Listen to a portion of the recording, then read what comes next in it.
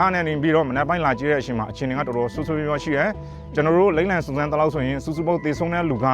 30နဲ့တယောက်ဖြစ်သွားပြီဒါပေမဲ့ဒီထဲမှာကတင်ထုံးကတော့တိုးနိုင်တယ်လို့ကျွန်တော်တွက်ဆတယ်နောက်တစ်ထိခိုက်ဒဏ်ရာရတာက60နဲ့8ယောက်ရှိပြီဆိုပြီးတော့ကျွန်တော်စရင်းတွေကသိရတယ်ဒါပေမဲ့ကျွန်တော်အတင်မပြုတ်နိုင်သေးတဲ့အတွက်